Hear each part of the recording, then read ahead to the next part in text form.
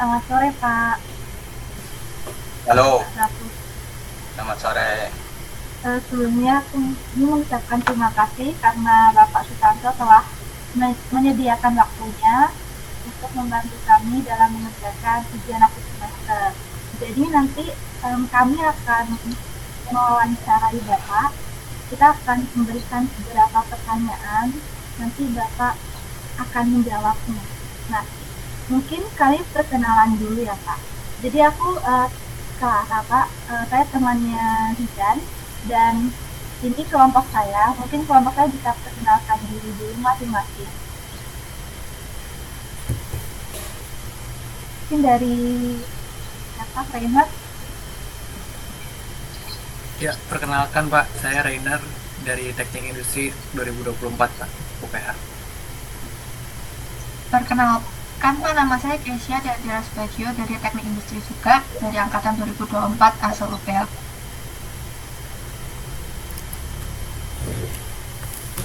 Perkenalkan Pak, saya Aidan dari Teknik Industri UPH 2024. Ya, salam kenal semuanya. Ya Pak. Em, Mungkin Bapak bisa perkenalkan diri juga biar kita lebih saling mengenal. Oh ya, saya Sutanto. Saya dulu di apa namanya?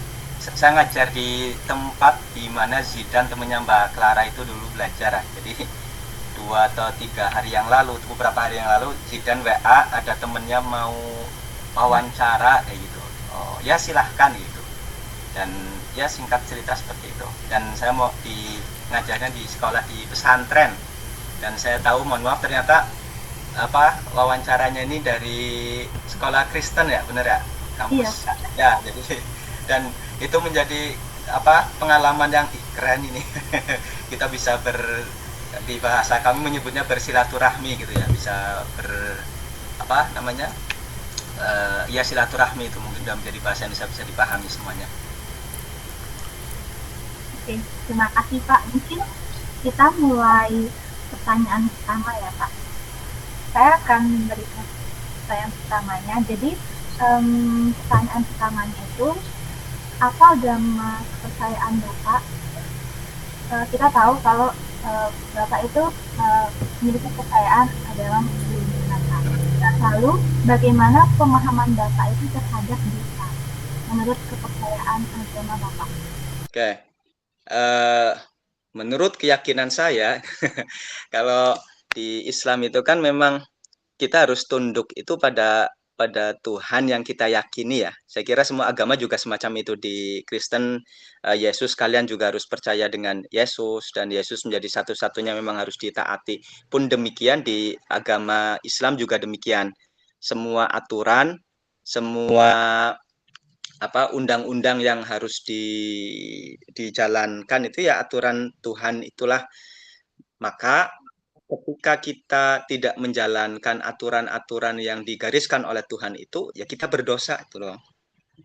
Kenapa kok Tuhan sangat absolut kemudian menjadikan aturan-aturannya harus dijalankan?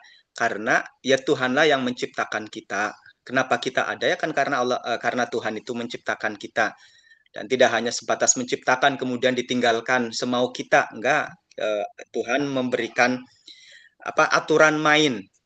Nah, aturan main itu boleh kita sebut sebagai undang-undang, boleh kita sebut sebagai, kalau di agama kita disebut sebagai syariat tuh ya, syariat yang harus dijalani. Maka ketika kita berjalan di muka bumi ini, hidup di dunia ini tanpa aturan-aturan yang memang sudah digariskan itu, ya kita berdosa itu.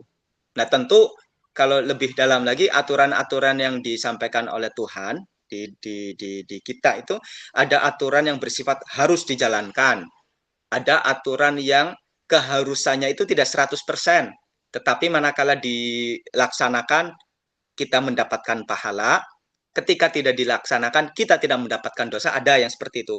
Kemudian ada levelnya lagi, larangan-larangan. Pun demikian larangan yang secara tegas, kalau kita melaksanakan larangan-larangan tersebut, kita akan mendapatkan dosa. Ada juga larangan-larangan yang tidak sekeras itu, artinya meskipun dilarang, tetapi kita melakukan pun tidak apa-apa. Dalam istilah kita, agama kita ada yang namanya wajib, ada yang namanya sunnah, ada yang namanya haram, ada yang namanya makruh. Dan yang terakhir itu yang disebut sebagai mubah. Mubah itu artinya Tuhan tidak perintah, Tuhan tidak melarang, kita melaksanakannya silahkan, kita tidak melaksanakan juga silahkan. Jadi ada konsep 5 hukum di dalam agama kita kaitannya dengan perintah itulah. Yang paling pertama itu berarti yang wajib harus dilaksanakan, kalau tidak berarti kemudian dosa. Nah, dosa-dosa itu adalah hasil dari ketidaktaatan kita terhadap aturan-aturan yang memang Allah atau Tuhan sudah gariskan ke kita. Ada dosa karena misalkan kita di umat Islam wajib sholat 5 waktu. Kalian hidup pada masjid setiap kali waktu sholat dengar tuh. Ketika kita tidak menjalankan karena itu wajib, maka kita berdosa. Itu. Kurang lebih seperti itu, Mbak. Oke, terima kasih Pak atas jawabannya. Mungkin kita akan lanjut ke pertanyaan kedua. Boleh. Baik Pak, jadi untuk pertanyaan kedua itu menurut Bapak sebenarnya apa sih itu dampak dosa terhadap kehidupan manusia menurut agama kepercayaan Bapak? Manusia itu Allah ciptakan atau Tuhan ciptakan dibekali dengan nurani, naluri yang semua orang itu ya sama itu ada. Terlepas agamanya itu ya, ada nilai-nilai baik yang memang sepakat semua agama itu ada tuh. Nah, maka kemudian naluri itu ketika sudah punya keyakinan terhadap tadi aturan-aturan yang sudah digariskan itu, naluri akan mengatakan ketika kita melakukan perbuatan dosa ada perasaan bersalah. Ada perasaan kok saya tidak taat kepada Tuhan yang telah menciptakan saya. Terus ada perasaan kegalauan, perasaan bersalah yang susah untuk dimaafkan dan itu kemudian mengakibatkan kita merasa butuh ampunan. Dan semakin itu terus dilakukan, ini masih dalam perspektif saya itu sebagai orang muslim itu salah satu hal yang menakutkan ya. Saya takut kalau membayangkan ini. Apa itu? Ketika suatu dosa itu dilakukan secara terus-menerus sehingga si pelaku dosa tidak menganggap lagi dosa itu sebagai dosa. Karena saking berulang. Saya kasih contoh misalkan seseorang yang saya kira ini disepakati oleh semua agama saya ataupun kalian minum khamr, minuman keras atau narkoba itu ya. Itu kan merugikan. Nah, bagi orang yang pertama kali melakukan dosa tersebut merasa sangat bersalah tuh. Kenapa saya kok melakukan sesuatu yang seharusnya tidak dilakukan, bahkan ini termasuk dalam kategori larangan yang harus dijauhi. Pertama, itu menyesal sekali. Kedua, masih menyesal. Ketiga, keempat, kalau sudah berulang-ulang, rasa penyesalan tersebut akan menipis. Nipis-nipis lama-lama hilang, bahkan ini kemudian menjadi sesuatu kebiasaan yang tidak bisa ditinggalkan dan menganggap dosa yang dilakukan itu menjadi tidak lagi dosa. Dan saya kira itu adalah hukuman sebelum hukuman nanti di akhirat ya, kalau kita mengimani ada kehidupan setelah mati itu. Jadi merasa melakukan dosa tetapi dosa tersebut tetapi tidak dirasakan lagi sebagai dosa gitu. Dan menjadikan ini ya, kalau orang sering melakukan dosa itu hati nurani akan menjerit pasti itu bahwa itu salah, walaupun tadi ada satu waktu momen di mana pasti hati nurani tadi itu akan menjerit mengingkari bahwa ini itu perbuatan yang salah tetapi dilakukan terus-menerus kayak gitu. Gitu Mbak mungkin jawabannya. Baik Pak, terima kasih atas jawabannya tadi. Sekarang kita mau lanjut buat pertanyaan ketiga Pak. Oke, monggo. Oke Pak, saya izin bertanya untuk pertanyaan ketiga. Mungkin sebelum menurut Bapak, bagaimana agama Bapak mungkin sebelum memahami tentang itu kekal? Gimana?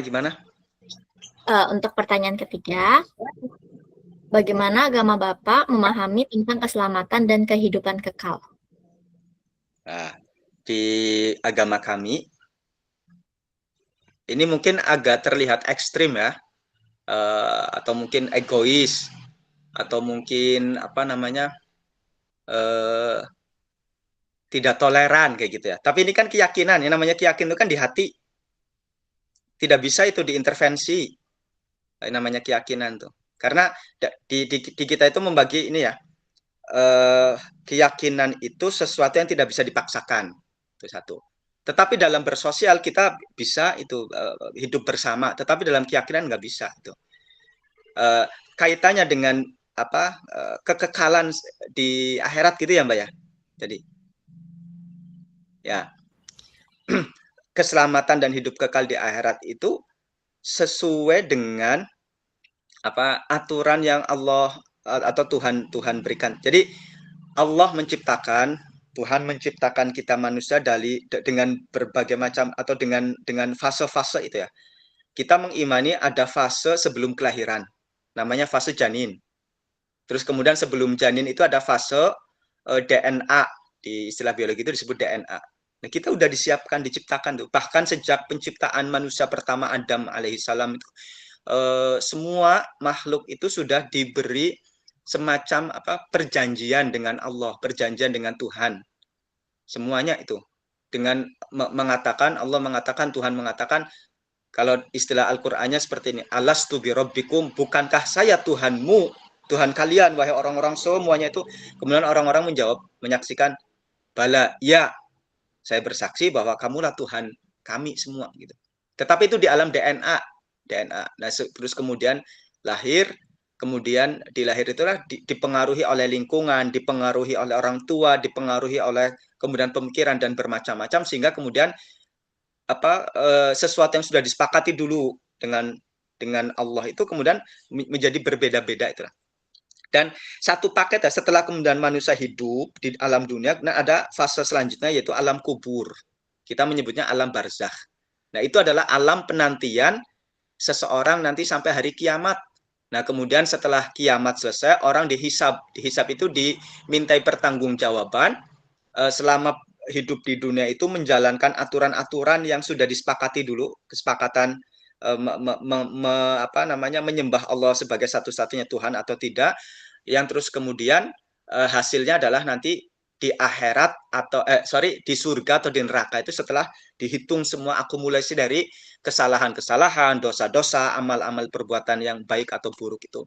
Dan bisa kalau misalkan yang masuk surga berarti akan kekal selamanya di surga, atau kemudian yang di neraka ada yang kekal di neraka, tetapi ada juga di keyakinan kita tidak kemudian selama-lamanya di neraka, tetapi kemudian diampuni dan kemudian masuk ke surga.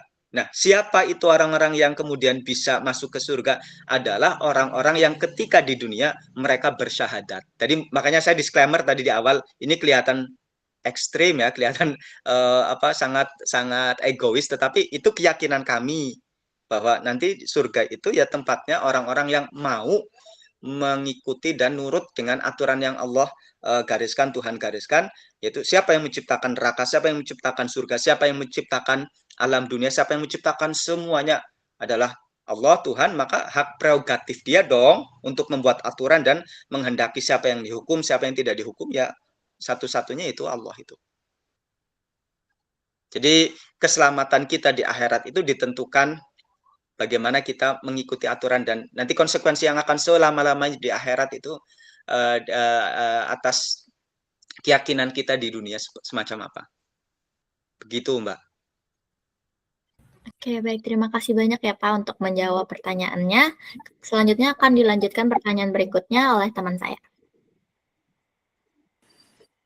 Ya, Pak. Mungkin untuk pertanyaan lanjutannya membahas yang seperti nomor 3 tadi, menurut keyakinan Bapak, bagaimana cara seseorang bisa diselamatkan dan memperoleh hidup yang kekal? Gitu, Pak. Kalau menurut keyakinan saya ya, ya jalan satu-satunya keselamatan itu ya jalan yang dibawa oleh Nabi Muhammad SAW. Karena Nabi Muhammad SAW itu adalah kepanjangan dari Nabi Isa yang oleh kalian disebut sebagai Yesus. Dan Yesus itu adalah kepanjangan dari Nabi Musa dan nabi-nabi sebelumnya. Di keyakinan kami itu semua nabi yang 25 itu adalah membawa agama yang satu, yaitu agama tauhid, agama yang mengesahkan Tuhan, satu-satunya Tuhan itu ya Allah itu. Sebenarnya Tuhan kita semua itu ya sama itu ya. Cuman kemudian dalam perjalanan waktu orang mengimajinasikan Tuhan itu yang kemudian berbeda-beda gitu. Kita sepakat dong bahwa ada yang menciptakan. Kita bukanlah orang yang agnostik ya istilahnya ya, yang kemudian tidak mempercayai tidak adanya Tuhan. Kita percaya semua ada Tuhan loh. Cuman karena Tuhan itu bagi kita adalah sesuatu yang abstrak, tidak bisa digambarkan seperti apanya. Nah, maka kita punya konsep gini, dalam keyakinan kita ada pelajaran namanya tauhid ya. Tauhid itu ilmu tentang ketuhanan, itu membahas tentang sifat-sifat Tuhan, bahwa Tuhan itu ada, tetapi ya Tuhan itu bukanlah manusia, karena Tuhan itu yang menciptakan. Kalau di bahasa kita namanya kholik, yang menciptakan. Sementara kita adalah makhluk itu yang diciptakan, dari bahasa Arab tuh. Saya pernah berkomunikasi dengan orang ateis tuh. Saya dulu belajar di Mesir tuh ya. Terus karena saya ingin memperdalam bahasa Inggris, kemudian saya masuk ke situs untuk mempertemukan orang berkomunikasi biar secara lisan itu terasah. Tujuannya itu. Nah, salah satu partner bahasa yang saya temui itu ternyata adalah orang ateis dari Itali. Begitu dia tahu saya itu ternyata belajar di Mesir di Al-Azhar, langsung serta-merta mengatakan, oh berarti kamu percaya adanya Tuhan, kata dia. Terus, oh ya jelas, saya meyakini adanya Tuhan. Dia mengatakan, bagi saya orang-orang yang percaya adanya Tuhan adalah orang bodoh. Itu mengatakan di depan saya seperti itu. Saya agak marah gitu ya. Loh, kok bisa kamu mengatakan orang yang percaya adanya Tuhan itu orang bodoh gitu? Lah, ya jelas bodoh. Lah di mana kebodohannya, di mana itu? Karena mereka orang percaya dengan Tuhan itu menyembah sesuatu yang tidak kelihatan. Nyata-nyata Tuhan itu nggak ada kok. Kok kalian mengada-ada? Mereka mengatakan yang menciptakan Tuhan itu manusia. Kalau kita kan kebalik. Kitalah yang diciptakan oleh Tuhan. Tuhan menciptakan kita. Orang ateis tidak, itu mengatakan yang menciptakan Tuhan adalah manusia, karena Tuhan tidak ada, tetapi kemudian diimajinasikan ada. Mana bukti Tuhan itu ada? Dia mengatakan seperti itu. Terus saya jawab dengan jawaban seperti ini. Tuhan itu ada walaupun tidak ada, walaupun tidak terlihat, tampak secara kasat mata. Buktinya apa? Buktinya adalah keberadaan kamu. Saya sampaikan seperti itu. Keberadaan saya. Lah, gimana keberadaan saya? Kamu itu ada dari siapa? Kenapa kamu ada? Oh, dari bapak dan ibuku, kata dia. Oke, saya kejar. Bapak ibumu itu ada dari siapa? Dari bapak dan ibu, dari bapak dan ibuku, atau nenek dan kakekku. Oke, kakek dan nenekmu dari siapa? Dari orang tua kakek nenekku. Oke, di atasnya dari siapa? Kejar saya terus. Sampai akhirnya dia merasa, oke, ini pertanyaan sudah tidak ada endingnya. Terus ada, saya sampaikan endingnya. Ada, endingnya adalah yang pertama kali diciptakan, manusia pertama kali itu adalah Adam, dan yang menciptakan adalah Tuhan. Ya, itulah Tuhan. Terus kemudian saya simpulkan bahwa tidak semua yang kasat mata, tidak semua yang tidak bisa dianggap oleh indera itu berarti tidak ada. Saya contohkan, kamu bisa melihat listrik atau tidak, coba? Listrik, dia bingung. Itu lampu, enggak, itu lampu. Listriknya coba, ada enggak? Kabel yang ada listriknya, berani nggak kamu pegang tuh yang ada aliran listriknya? Oh, nggak berani lah, nyetrum lah. Listriknya ada nggak, bisa kelihatan nggak? Nggak, tapi ada kekuatannya, kamu merasakan kekuatannya itu kan? Oh iya, ya itu takut ya, kekuatannya. Oke, listrik itu bisa menyulap menjadi cahaya, kemudian menjadi kipas angin, menjadi AC, kemudian menjadi berbagai macam itu. Dari sumber yang tidak kasat mata, dari sumber yang tidak bisa dilihat loh. Itu analogi yang mungkin bisa diterapkan, walaupun Tuhan pasti beda dengan listrik. Saya ingin menekankan bahwa Tuhan itu ada. Terus lebih jauh, kalau kita mau merenungkan lebih jauh lagi, coba penciptaan alam semesta, dunia dan seisinya, coba. Lautan air yang sebegitu banyaknya, siapa itu yang mengumpulkan air sebegitu banyaknya? Gunung menjulang tinggi, kemudian hutan dengan berbagai macam tanamannya, dari yang paling terkecil, rumput yang tidak kelihatan, sampai pohon yang diameternya sangat besar. Terus jenis-jenis hewannya, faunanya, semuanya itu. Siapa itu yang menciptakan? Apakah masuk akal itu diciptakan oleh manusia? Sampai alam yang paling kecil, semut, serangga, bagaimana itu sistem metabolisme mereka itu bekerja?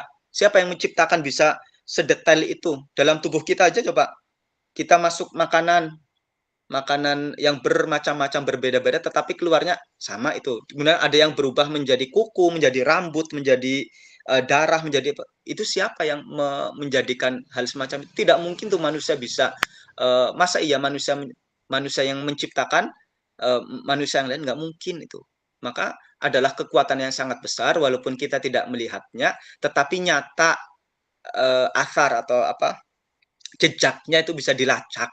Ketika kita contoh yang lain, kemudian misalkan kalian tiba-tiba pagi-pagi buta itu masuk ke kelas di kuliah kalian, tempat kalian belajar, tiba-tiba ada jejak atau pintu tersebut sudah bolong, sudah berlubang. Maka logika kita akan mengatakan pasti ada yang melubangi. Pasti itu. Nggak mungkin dong tiba-tiba berlubang sendiri tanpa ada sebabnya. Terlepas yang melubang itu ternyata ada yang melempar batu sangat keras sampai kemudian kacanya pecah, pintunya pecah itu, atau memang dengan alat, atau memang dengan apa. Tetapi yang jelas pasti ini ada pelakunya. Walaupun kalian tidak melihatnya, tidak mendengar suaranya, tetapi logika kita akan mengantarkan bahwa itu ada. Nah, maka itu adalah bukti-bukti bahwa Tuhan itu nyata-nyata ada. Tuhan nyata-nyata ada. Nah, kemudian setelah meyakini Tuhan itu nyata-nyata ada, maka selanjutnya adalah seperti apa Tuhan gitu. Kita kan sepakat, kita tadi bukan agnostik, percaya adanya Tuhan. Nah, dalam agama kita ya, Tuhan itu disebutkan dengan sifat-sifatnya yang sangat luar biasa itulah, yang tidak mungkin tuh berbilang. Ya, Tuhan itu hanya satu gitu. Gitu ya Mas. Tadi gimana ya Pak? Pertanyaan saya jadi lupa karena kemana-mana. Iya Pak, pertanyaannya bagaimana cara seseorang bisa diselamatkan dan memperoleh ya. hidupnya? Ya, jadi mohon maaf ya, jadi ngelantur kemana-mana. Bagaimana bisa diselamatkan? Ya itu, karena tadi kita sudah meyakini adanya Tuhan, itu sudah poin yang sangat bagus tuh ya. Nah selanjutnya Tuhan yang seperti apa nih yang benar? Nah ini yang kemudian jadi beda itu ya. Nah di kita meyakini ya Tuhan Allah itulah dengan sifat-sifat yang kita yakini, terus kemudian bagaimana kita bisa selamat? Ya ikuti aturan Tuhan yang kita yakini itu. Jadi mungkin secara tegas ini ranah keyakinan ya, bukan bersosial. Kalau bersosial berinteraksi kita sama harus bersatu tuh. Kita egois tuh ya. Kalian pun juga punya hak untuk egois tuh, meyakini bahwa agama kita jelas yang paling benar dong. Tetapi kita tetap bisa hidup berdampingan gitu lah. Jadi biar bisa selamat ya ikuti aturan Tuhan yang kita yakini itulah. Terlepas kemudian terus lantas bagaimana dengan keyakinan yang lain tuh, salah atau tidak? Ya salah gitu. Tetapi kita tetap bersatu itu ya, tetap bisa saling menghormatinya ada. Saya suka dengan sistem dakwahnya sekarang nih. Ada istilah dakwah ya di kita. Nggak tahu di agama kalian namanya apa itu.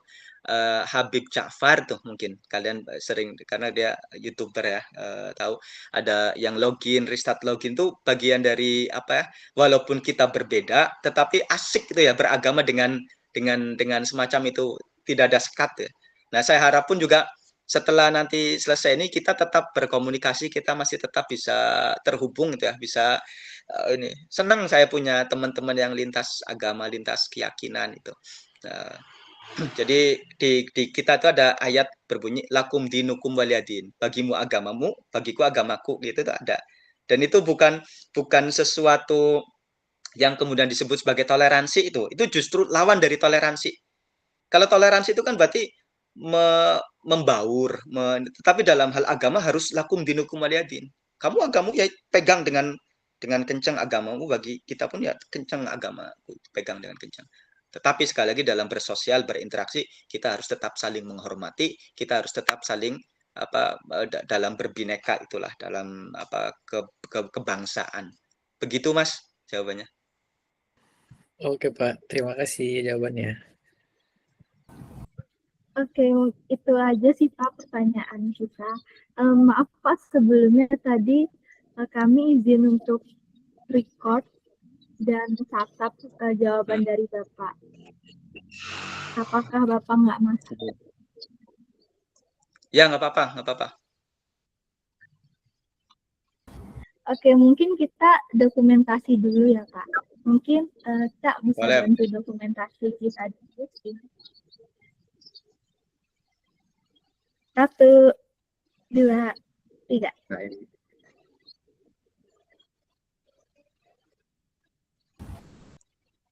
Sudah, Cak? Oke. Makasih semuanya dan mohon maaf ya tadi itu karena saya tadi habis dari masjid, habis sholat, terus ada saudara, jadi agak ngobrol lama terus sampai lupa, oh udah jam 6 lebih 6, jadi saya telat tadi 6 menit, mohon maaf, mohon dimaklumi. Ya, Pak. Makasih banyak, Pak. Kita makasih banyak, Pak. Kita nggak bisa kasih apa-apa. Kita cuma bisa bilang makasih, Pak, atas waktunya. Terima Ya, kasih, nggak Pak. apa-apa. Oke. Terima kasih juga sama-sama. Selalu. Ya, Pak. Makasih Pak. Ya, izin Makasih ya, ya, Pak. izin live, makasih semuanya. Ya, Pak. Terima kasih. Makasih, Terima kasih Pak. banyak ya, Pak. Sama-sama. Makasih ya Pak. Terima kasih, Pak. Sore, Romo. Apakah suara saya terdengar?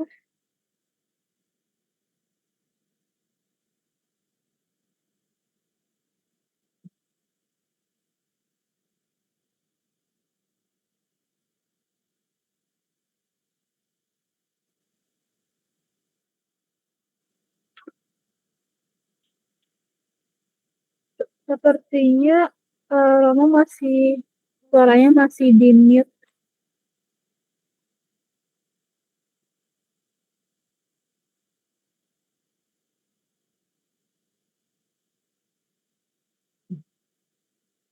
Diganti. Oke. Suara saya terdengar? Ya, sudah terdengar. Ya, baik. Sebelumnya kami mengucapkan terima kasih karena Romo telah menyediakan waktunya untuk kami wawancarai. Sebelum itu mungkin kami akan perkenalkan diri dulu. Pertama saya kenal diri, nama saya Clara. Kami dari mahasiswa Teknik Industri UPH. Baik. Mungkin teman-teman yang lainnya bisa perkenalkan diri, Kezia. Perkenalkan, nama saya Kesia dari Teknik Industri UPH juga, Romo. Terima kasih. Perkenalkan Romo, saya Aidan dari Teknik Industri 2024 juga. Oh, baik. Ardian ya? Aidan. Iya Romo, Aidan. Perkenalkan Romo, saya Samuel dari Teknik Industri 2024 juga. Oh, semua dari Teknik Industri ya? Waduh. Saya dulu dari Teknik Kimia. Cuman ngambil kuliah agama SAG jadinya.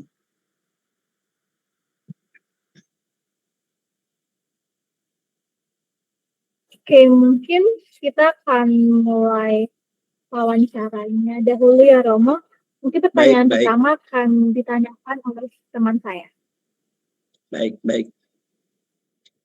Halo, kedengeran? Iya, kedengeran. Oke. Maaf bila suara terputus-putus, internet wifi lagi lemot juga. Jadi pertanyaan pertama yang kita tanyakan itu pertama, apa agama kepercayaan Bapak dan bagaimana pemahaman Bapak terhadap dosa? Baik, pertanyaan yang bagus sekali ya. Agama yang saya anut saat ini adalah agama Buddha. Kemudian dalam ajaran Buddha, istilah dosa itu tidak dipahami sebagai pelanggaran dalam tanda kutip terhadap kehendak ada adikodrati yang mengatur gitu ya. Nah, melainkan sebagai kondisi batin kita yang tidak murni ya, batin yang tidak murni. Secara lebih tepatnya dosa itu merujuk pada pengotor batin, atau kalau bahasa Pali itu bahasa yang digunakan oleh ajaran agama Buddha Theravada khususnya, itu adalah kilesa, jadi pengotor batin, yaitu ada disebut dengan keserakahan, ada kebencian, dan juga ada kegelapan batin, atau orang biasanya ketidaktahuan batin, tidak tahu mana yang baik, mana yang tidak baik, begitu. Nah, dalam bahasa Palinya disebut dengan loba, dosa, dan moha. Dosa di sini bukan konsepnya tidak sama dengan dosa yang dalam arti agama yang tertentu gitu kan. Dosa di sini adalah berarti membenci, kebencian. Nah, ketiga akar ini merupakan akar perbuatan yang tidak baik, ya, yang tidak baik, yang menimbulkan, ya, kalau tidak baik akan menimbulkan namanya ketidakpuasan, menderita, baik bagi kita maupun bagi orang lain. Nah, kira-kira seperti itu konsepnya.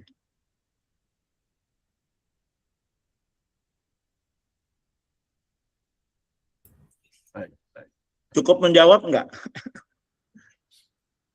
Ya, sepertinya cukup menjawab dari pertanyaan saya. Iya. Untuk pertanyaan selanjutnya bisa diambil alih oleh teman saya. Cek, apakah suara saya terdengar jelas, Romo? Terdengar, cukup terdengar. Ya, kita ke pertanyaan yang kedua ya. Pertanyaannya itu, apa dampak dosa terhadap kehidupan manusia menurut agama kepercayaan Bapak? Sebentar ya.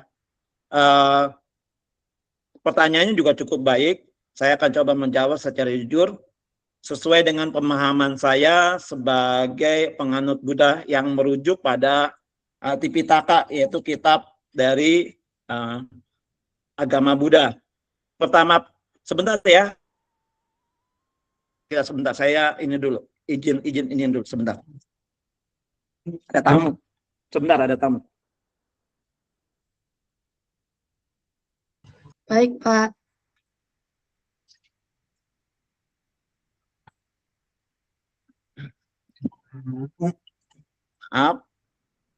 Maaf, kita lanjut ya. Kita lanjut. Kita ulangi pertanyaan yang tadi ya. Pertanyaan cukup bagus. Terima kasih atas pertanyaan yang baik, yang baik tadi ya. Saya coba menjawab secara jujur sesuai dengan pemahaman saya sebagai penganut Buddha yang merujuk pada kalau Theravada merujuk pada Tipitaka dalam arti Tipitaka Pali teks, Pali bahasa Pali. Pertama-tama saya perlu menjelaskan sedikit tentang istilah dosa yang tadi ya, dosa yang tadi. Nah, dalam agama Buddha kata dosa itu tidak berarti pelanggaran terhadap kehendak adikodrati yang mungkin sebagian orang kenal sebagai yang mengatur gitu kan. Nah, tapi kami mengenalnya sebagai perbuatan yang tidak baik yang bermanfaat, akusala yang lahir dari 3 akar kejahatan tadi. Dalam arti ada keserakahan, kebencian, dan kebodohan batin. Istilahnya sama tapi beda makna ya. Beda dosa di sini beda dengan dosa yang dalam tanda kutip agama tertentu gitu kan.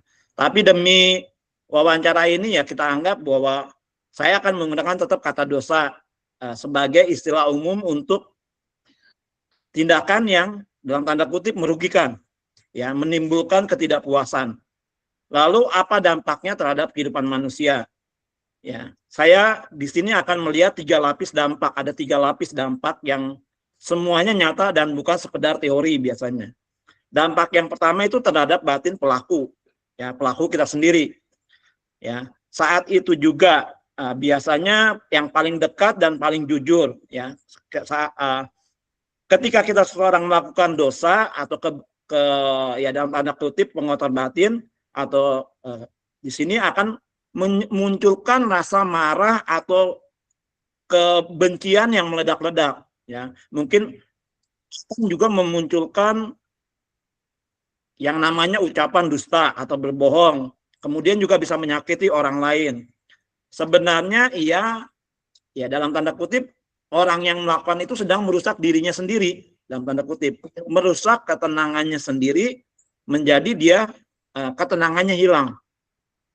Ya, kalau di dalam agama Buddha khususnya Theravada ada di dalam kitab yang namanya Dhammapada, satu kitab syair, pikiran adalah pelopor. Jika seseorang bertindak dengan pikiran kotor, maka penderitaan akan mengikutinya seperti roda pedati, ya, akan mengikuti kaki lembu. Nah, ini bukan sekedar kiasan kosong.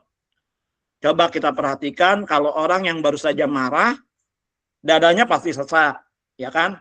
Nah, kemudian tidurnya juga pasti tidak nyenyak, gitu kan? Itu adalah penderitaan nyata yang pasti dia mengikutinya saat dia marah gitu. Jadi dampak pertama dari dosa, dalam tanda kutip dosa, adalah hilangnya kedamaian batin, dan ini biasanya dirasakan oleh siapa saja apapun label dari agamanya, gitu. Ya. Kemudian ada dampak yang kedua yang bisa kita lihat terhadap hubungan antar sesama manusia, ya, dampaknya. Dosa tidak pernah terjadi di dalam istilahnya tanpa ada komunikasi antar masyarakat, gitu kan, di ruang kosong pasti ada dampak ke luarnya, gitu kan. Setiap kali kita bertindak karena ada tanda kutip serakah, benci, kegelapan batin, ya, selalu ada orang yang lain yang terkena imbasnya, pasti itu.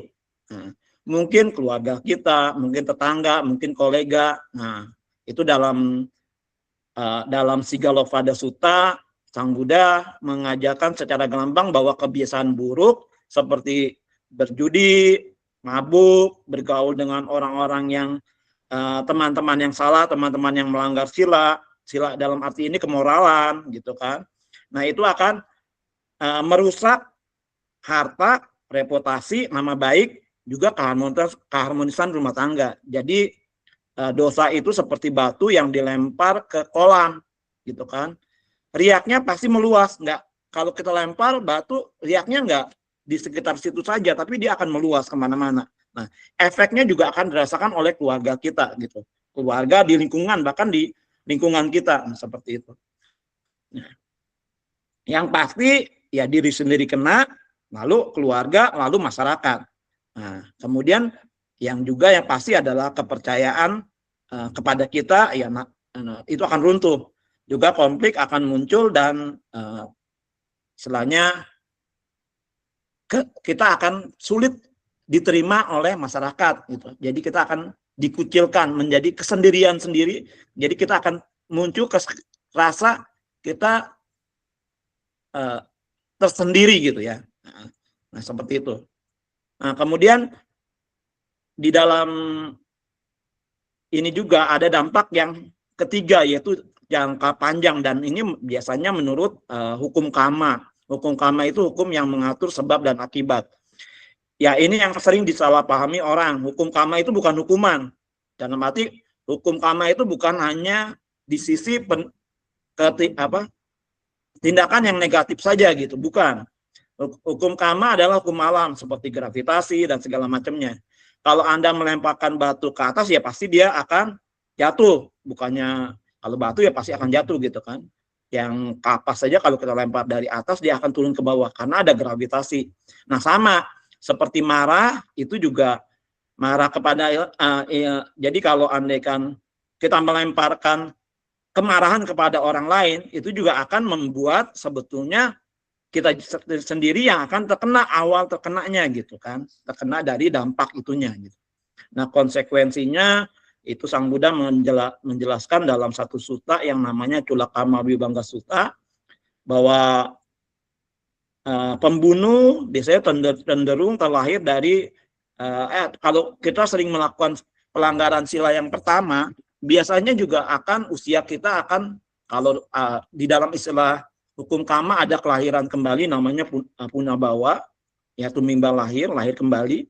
Nah, itu biasanya nanti usianya akan pendek, ya. Kadang-kadang ada bayi yang belum lahir pun sudah meninggal, masih dalam kandungan, seperti itu. Nah, itu akibat biasanya si janin ini membawa namanya simpanan karma atau karma dari kehidupan yang lampau, itu sering melakukan pelanggaran sila yang pertama, yaitu sering membunuh. Nah, itu mengakibatkan usia menjadi pendek. Nah, kalau kita sering mengambil barang yang tidak diberikan, dalam arti mencuri, nah itu juga akan mengakibatkan kita cenderung lahir di keluarga yang tidak mampu, atau kita juga kesulitan untuk mendapatkan sesuatu, miskin dalam arti sebetulnya, dan seperti itu. Nah, kalau jadi seperti itulah kira-kira ya efeknya. Bukan karena dendam, tapi karena kebiasaan batin yang terbentuk akibat dari kondisi kehidupan sebelumnya. Jadi saling tarik-menarik. Itu sesuai. Kehidupan sekarang kan menyesuaikan dengan kehidupan yang sebelumnya. Nah, Tapi menurut Buddhis ada kabar baiknya. Kalau secara Buddhis nih, ada kabar baiknya, dosa itu tidak abadi. Nah, kalau di agama lain kan ada sebut dosa laten gitu kan. Nah, kalau dalam Buddhis tidak ada yang abadi gitu kan. Ajaran Buddha tidak pernah mengajarkan orang untuk kita putus asa dalam satu sutta yang disebut Lonapala Sutta, itu dikatakan bahwa dampak perbuatan buruk bisa menjadi ringan jika seseorang mengembangkan secara terus-menerus kebajikan. Makin kita sering melakukan kebajikan secara luas, efeknya juga akan membuat si efek dari akibat buruknya akan lebih ringan.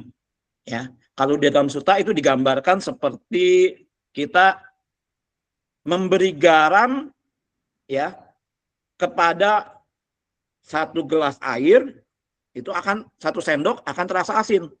Tapi kalau 1 ember, asinnya tidak akan terasa. Makin besar wadah air yang makin banyak, itu efeknya akan tidak terasa. Nah, itu seperti itu kira-kira. Jadi kalau kita taruh garam ke sungai, ya efek asinnya tidak akan terasa. Makin kita melakukan banyak perbuatan baik, efek buruknya juga tidak akan terasa. Nah, seperti itu. Atau kalau dalam istilah sehari-hari ya kadang-kadang kita, kalau seorang petinju sering berlatih menahan pukulan ya dengan pukulan 5 kilo, kemudian dia biasa, kemudian berlatih lagi dengan pukulan 10 kilo, tahan dengan pukulan 10 kilo, dia menjadi terbiasa dengan pukulan 10 kilo. Nah, saat dia menerima pukulan dari lawannya 5 kilo, pukulan 5 kilo itu akan tidak terlalu terasa, karena dia sudah berlatih untuk pukulan 10 kilo. Seperti itulah kira-kira. Dalam ya itu di dalam Dhammapada juga ada dikatakan seorang yang sebelumnya sering berbuat jahat, tetapi kemudian berbuat baik, itu berarti dia melakukan yang disebut dengan menerangi dunia ini seperti bulan terbebas dari awan. Jadi ya kalau kita sering melakukan perbuatan baik, itu dianggap bahwa kita seperti bulan yang menerangi awan. Awan itu gelap gitu ya. Artinya masa lalu bukanlah penjara. Jadi bukan harus kita jadikan ini hal yang nggak bisa dirubah, hukuman saja gitu kan. Tapi ini menjadi hanya sebagai hasil, ya sudah hasil, dan efek ke depan itu adalah kita yang menentukan. Selama kita masih sadar, masih punya mau berusaha berbuat kebajikan, perubahan itu di dalam agama Buddha itu akan bisa terjadi. Ya, banyak contohnya seperti anak tukang beca. Ya, kalau kita ingat di Semarang itu ada seorang anak tukang beca, kemudian dia lahir dari tukang beca, kemudian dia sekolah pintar, dapat beasiswa S3 di Inggris. Nah, dia jadi memajukan keluarganya, masyarakat sekitarnya. Jadi apapun dalam Buddhis itu yang diperlukan adalah tindakan saat ini, bukan yang lalu. Seperti itu kira-kira. Cukup menjawab nggak? Cukup menjawab, Pak. Kita melangkah ke pertanyaan selanjutnya. Yang bertugas dipersilakan. Baik, Pak. Untuk pertanyaan ketiga, bagaimana agama Romo memahami tentang keselamatan dan kehidupan yang kekal? Oh ya, baik, pertanyaan yang cukup bagus juga. Nah, ini juga sangat pelik gitu ya. Dalam ajaran Buddhis, khususnya Buddhisme Theravada ya, sebagaimana saya selalu mencantumkan pada Tipitaka Pali, itu konsep keselamatan itu, konsep pembebasan sering dikali dipahami sebagai keselamatan lah gitu kan, kebebasan atau keselamatan, tidak menuju pada penyelamatan oleh satu kekuatan atau satu kekuatan di luar atau suatu entitas gitu kan, ya, entitas yang mengatur gitu kan, tetapi melainkan pada proses dari batin sendiri menuju kepada proses pembebasan dari pengotor batin tadi, ya, pengotor batin tadi. Nah, pengotor batin itu kan memunculkan namanya ketidakpuasan. Ketidakpuasan ini memunculkan, kalau kita tidak puas kan menderita. Nah, penderitaan itu akan terbebas kalau pengotor-pengotor batinnya juga bisa kita bebaskan. Jadi otomatis melalui namanya perelasian kebenaran sejati. Nah, pembebasan ini di dalam Buddhis Theravada itu puncaknya adalah mencapai yang namanya pencapaian nibbana gitu. Nibbana dalam arti kutip, nib itu tanpa ada disebutnya di dalam tanpa ada kondisi lagi, satu yang tidak berkondisi. Nah, kondisinya itu di dalam bukannya satu tempat, bukannya satu, kalau kita singkatnya ketupat, keadaan, waktu, dan tempat. Jadi nibbana itu tidak terkena keadaan, tidak terkena waktu, dan juga tidak keadaan tempat. Bukan satu itu gitu. Tapi adalah objek pikiran. Objek pikiran merealisasi suatu kebebasan. Bersihnya pikiran itu adalah menuju kita keselamatan, seperti itu. Ajaran ini berakar tentunya pasti untuk mencapai nibbana kita harus merealisasi yang menjalankan atau ya menjalankan yang disebut ajaran yang disebut 4 kebenaran Arya, yaitu Cattari Arya Sacani, yang dijabarkan juga Sang Buddha oleh di dalam satu sutta namanya Dhammacakkappavattana Sutta yang menjadi revolusi Dhamma, begitu kan.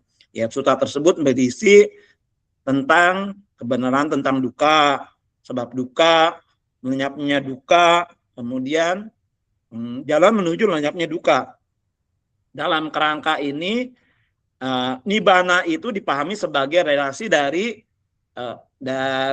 padamnya seluruh kondisi-kondisi yang menimbulkan penderitaan.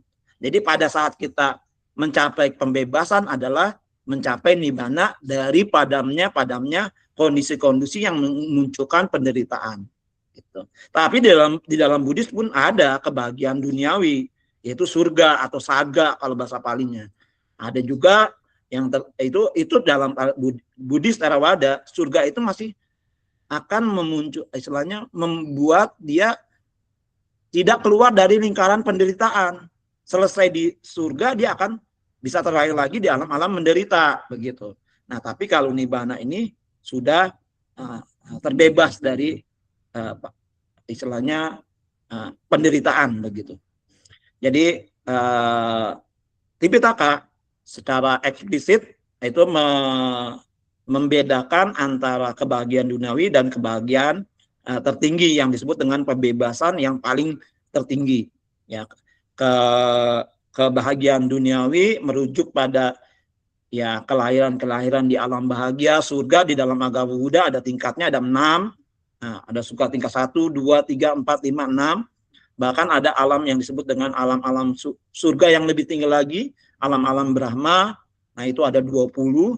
Nah, jadi itu adalah kebahagiaan masih duniawi karena dia akan terkena kelahiran kembali, belum terbebas dari penderitaan, begitu.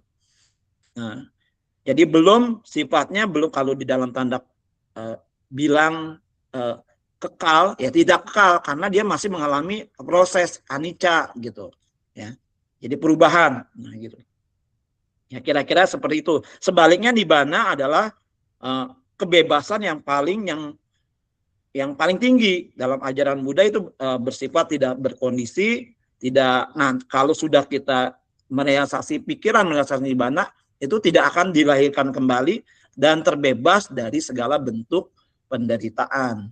Nah, pernyataan ini ada ditegaskan di dalam satu kitab yang namanya Udana 8.1.3 yang menyebutkan bahwa ada sesuatu yang tidak dilahirkan, yang tidak menjadi, tidak diciptakan, dan tidak berkondisi. Nah, itu adalah konsep pembebasan dalam Buddhis. Kira-kira seperti itu.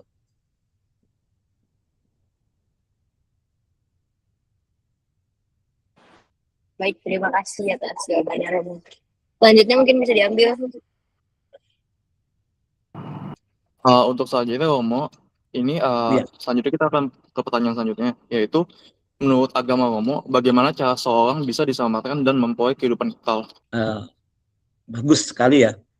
Nah, jadi di dalam agama Buddha khususnya Theravada itu ada, kalau kita ingin mencapai sesuatu yang disebut objek pikiran yang terbebas dari pengotor batin, dari dalam tanda kutip merealisasi nibbana, itu Sang Buddha sudah memberikan satu cara atau jalan. Nah, tergantung kita sendiri jalannya itu kita mau kita praktekkan atau tidak. Sang Buddha hanya penunjuk jalan. Kalau di dalam beberapa kitab-kitab ulasan dikatakan bahwa Sang Buddha itu seperti seorang dokter. Dokter hanya memberikan resep. Resepnya itu kalau kita mau sembuh, ya kita harus tebus resepnya. Kemudian resep itu kita minum. Nah, kita sesuai dengan petunjuk. Nah, kalau kita akan sembuh. Nah, kita seperti itu. Jadi Buddha hanya memberikan resep. Nih resepnya. Nah, tergantung kita mau atau tidak. Nah, untuk caranya Sang Buddha sudah memberikan caranya, yaitu dengan praktek jalan mulia berunsur 8. Nah, ada satu jalan itu unsurnya ada 8. Jadi ada satu jalan unsurnya 8. Jalannya satu, tapi unsurnya ada 8. Bukan 8 jalan, tapi jalannya satu, unsurnya ada 8. Beda ya. Kita konsepnya harus bedakan dulu antara 8 jalan dengan satu jalan berunsur 8. Nah, unsur 8 ini itu harus digerakkan secara sinergik. Bergerak semuanya, bukan satu persatu. Jalannya satu, unsurnya 8. Unsurnya ini harus bergerak secara simultan, terus-menerus. Berjalan bersamaan, begitu kan. Nah, disebut jalan mulia berunsur 8 atau Arya Atangika Mago. Ya, itu akan yang disebut juga meliputi jalan ini, meliputi yang disebut dengan kita yang pertama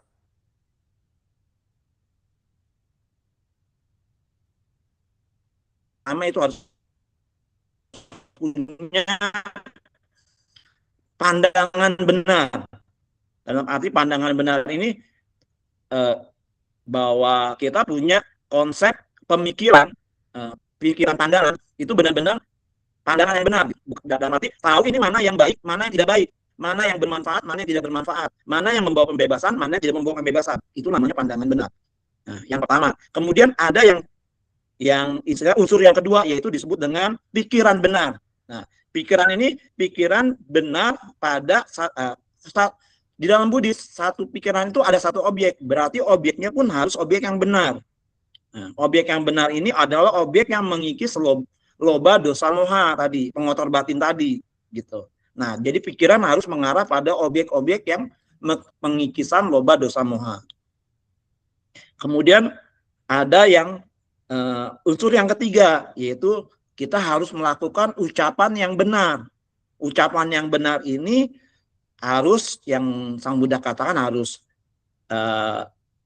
ada faktanya, bermanfaat, kemudian tidak waktunya tepat, gitu kan, harus tepat waktunya. Terus kalau memang tepat waktunya baru diucapkan, seperti itu kira-kira. Nah, jadi ada seperti itu. Terus ucapan ini juga penuh cinta kasih, gitu ya, penuh cinta kasih. Nah, itu ucapan benar kira-kira. Nah, ya, membawa kepada pengikisan loba dosa moha juga, ya, istilahnya pengotor-pengotor batin tadi. Kemudian ada yang disebut dengan unsur yang keempat, yaitu berbuat, action, perbuatan benar. Ya, kita harus berbuat, dalam arti ini menjalankan, kalau di Buddhis ada namanya Pancasila Buddhis. Ya, Pancasila Buddhis ini sebagai dasar seorang umat Buddha untuk menjalankan penghidupan yang benar, yaitu tidak melakukan pembunuhan makhluk hidup, ya, seperti itu, tidak berbicara yang tidak benar, tidak melakukan hal-hal yang sebut dengan selingkuh, gitu kan, tidak bermabuk-mabukan, begitu, atau tidak minum minuman makanan yang menyebabkan lemahnya kesadaran, begitu kan. Nah, seperti itu. Nah, ada seperti itu ya. Kemudian ada yang disebut dengan penghidupan benar. Penghidupan benar ini harus benar-benar dia hidup dari hasil yang benar, gitu, tidak hasil yang pendapatan mendapatkan sesuatu dari hasil yang tidak benar. Nah, di dalam Buddhis itu tidak diperbolehkan seseorang itu berdagang senjata, berdagang binatang dalam arti binatang yang hidup ya. Kemudian berdagang manusia. Ya, kalau human trafficking itu di Buddhis tidak diajarkan. Binatang itu dalam arti binatang hidup, ya itu tidak juga. Terus berdagang racun, narkoba, nah itu juga tidak masuk dalam kategori penghidupan yang benar. Nah, kemudian ada usaha benar. Usaha benar ini di Buddhis ini adalah sebetulnya jadi berhubungan dengan apapun yang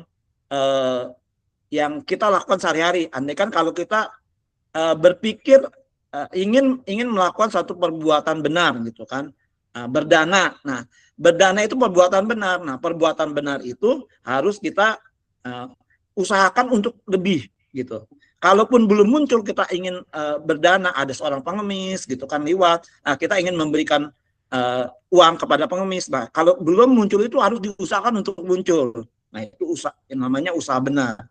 Kalau yang negatifnya adalah kalau kita ingin membenci seseorang, kemudian baru muncul di dalam pikiran, belum sampai tindakan. Nah, itu kalau kita ada usaha benar, kita harus redam itu supaya tidak muncul menjadi tindakan begitu.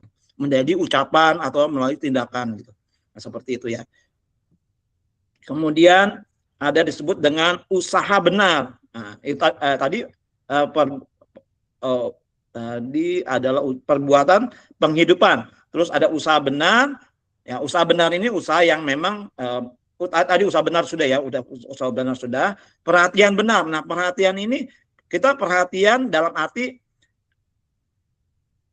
perhatian setiap objek. Kadang-kadang kalau di Buddhis itu ada yang namanya harus kita disebut melatih present moment. Saat ini kita sedang apa? Sadar kita sedang apa. Nah, saat kita sadar sedang apa, nah itulah yang disebut dengan kita berperhatian benar. Nah, kalau kita andaikan sadar saat ini mau melakukan perbuatan buruk, nah kita jangan lakukan itu. Sadar setiap momen. Nah, itu dalam arti itu adalah usaha benar, seperti itu kira-kira. Kemudian yang terakhir adalah konsentrasi benar. Konsentrasi benar ini kita kalau di Buddhis disebut dengan kita berlatih yang namanya meditasi atau ya pengembangan batin lah begitu ya, pengembangan batin. Nah, pengembangan batin mencapai objek-objek yang mengikis, yang bisa tidak memunculkan lagi objek-objek yang pengotor batin begitu. Nah, secara struktural 8 unsur ini dikelompokkan menjadi yang disebut 3 aspek utama, yaitu yang disebut dengan moralitas, konsentrasi, dan kebijaksanaan begitu. Yang secara terpadu kalau kita jalankan secara terpadu ya, itu akan membawa kita pada pembebasan, yaitu penyelesaian objek pikiran atau yang bersih, yaitu menyelesaikan nibbana. Prinsipnya adalah di dalam agama Buddha adalah kita harus berusaha sendiri gitu. Bukan tergantung dari individu. Jadi ada usaha. Nah, kalau di dalam satu Sutta Dhammapada juga dinyatakan bahwa Sang Buddha mengatakan bahwa atanonato, diri sendiri adalah pelindung bagi diri sendiri, bukan orang lain. Jadi yang bisa melindungi kita adalah diri kita sendiri. Hal ini menunjukkan bahwa tidak ada pihak eksternal yang bisa dapat membebaskan seseorang tanpa usaha dari diri kita sendiri. Ya, kira-kira seperti itu. Baik, Romo. Mungkin jawab? Sudah, Romo. Ya, terima kasih. Terima kasih Romo atas jawabannya dan waktunya yang panjang sekali. Sama-sama. Semoga apa yang saya sampaikan bermanfaat untuk ini untuk apa? Untuk skripsi atau untuk apa? Untuk ujian akhir semester Romo, project. Oh ya, semoga bermanfaat dan bisa dipakai. Sangat bermanfaat sekali Romo. Terima kasih. Maaf kalau kami ada kesalahan atau hal-hal yang kurang mengenakan. Ya, sama-sama. Terima kasih. Terima Ada kasih, perlu Romo. dokumen, foto? Iya, mungkin trainer akan bantu untuk dokumentasi. Ya, boleh. 1, 2, 3. Oke, sudah. Terima kasih Romo. Ya, sama-sama. Makasih semua. Terima kasih, Romo. Nanti kalau perlu nama nanti saya kirim via WA ya ke Clara ya. Iya. Terima kasih semua. Izin Terima kasih, pamit ya, Romo. sudah kan? Iya, Romo. Terima kasih. Iya, izin pamit ya. Terima kasih Romo. Terima kasih Terima kasih Romo. banyak. Nah, Terima sama-sama. kasih banyak Romo. Ya, yuk izin pamit ya. Oke.